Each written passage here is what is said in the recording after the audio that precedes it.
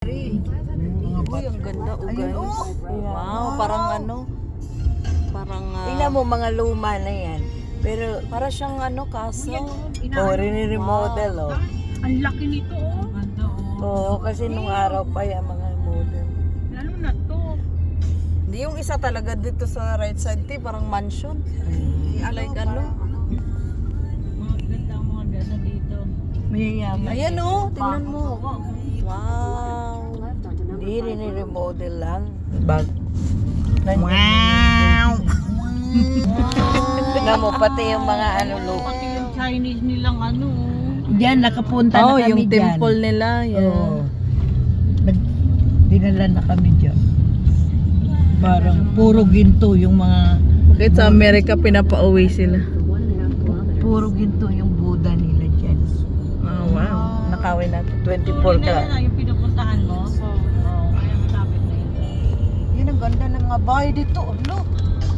Syokoy. Sige, pumunta sa Whitby. Gusto mong tumira dito, Mang? Dito na lang tayo tumira. Dito tayo. Ay, Ang ganda, oh. Laman nga dito. Yayaman na village. Nung araw yan, mga bago silang Oh, wow. palit. Oh, Aba, nagduta na oh. Look, ang laki. Baka Oh my gosh. Grabe. Ang daming sasakyan. Dami ng sasakyan, ang ganda ng mga bahay. Tsaka dito, pag tumanda ka, maganda medical nila rito. parang castle. Ay, oo. Ano ba dito? Mura ba yung ng bahay dito? British colony. Dati nga yan, mga yan.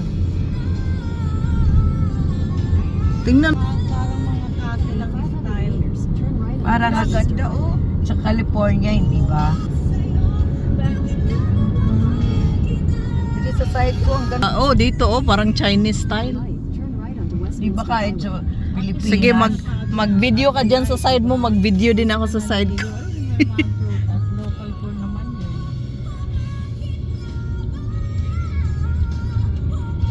Yung mga Pilipino, dito talaga pumupunta kumakain ng prutas.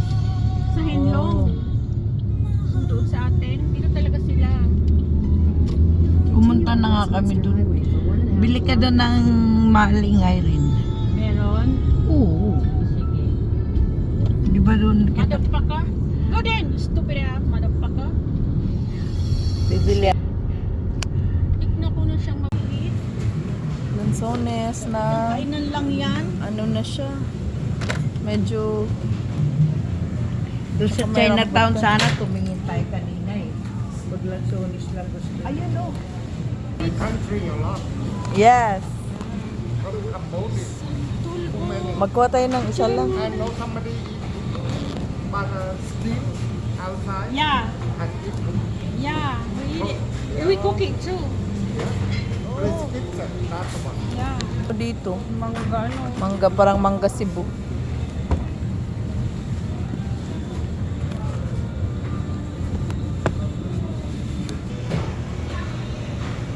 Pilipit. At syempre nga, nandito na kami sa border ng Canada and US. Kaya yung mga nabili namin prutas kanina, kinain na namin. O, diba? Meron tayong lanzones at si Ate Erin naman at bumili ng ukoy. Although meron kaming natirang pagkain galing sa restaurant, hindi na namin siya nakain kasi busog na kami sa lanzones at sa ukoy na binili namin. 2 pack ng lanzones. Actually, 3. Yung isa kinain na namin sa sasakyan. Kaya yan, busog na ang aming mga peg. O, diba? Ang sarap niya kahit na hindi naman masyadong fresh. But, it's all good. At ayan nga, at syempre, chika-chika muna while kumakain habang nabubusog na yung aming mga tsuan. Charot. At syempre, hindi natin maiwasan na papasok naman dito sa duty free. Meron ditong malaking tindahan ng mga alak. At of course, nako, yung mga alak dito nakakalasing talaga. Ang presyo. Kasi hindi kinaya ng aming mga bulsa. Butas ang aming mga bulsa, guys. Grabe ang mamahal ng mga alak. Kasi nandito yung mga mamahalin from 100 to $175,000. I don't know. Ito nga nasa, ayan o, naka-glass. Ang mahal niyan, hindi ko makita yung presyo niya. Nandyan eh, masyado malabo. Oh, ang mahal niya. Oh my God, hindi kinaya talaga. Ang sakit sa ulo. Pag-isipan. Pero syempre, pag kaya nyo naman siyang bilhin, why not coconut walnut, diba? Ayan, ang dami ng mga mahilig sa patron yan. O, Vicky. Ayan, mga patron. Patron kayo dyan. Chararat. Ayan, at iyan naman yung blue label. Oh. $600 lang naman. Dalawa ng. At syempre, magpipicture din kami sa mall nung habang kumain kami kanina. O, diba, picture-picture muna. At sa duty free din, dapat may souvenir kami dyan. At sa labas ng bahay ni Kuya, charot.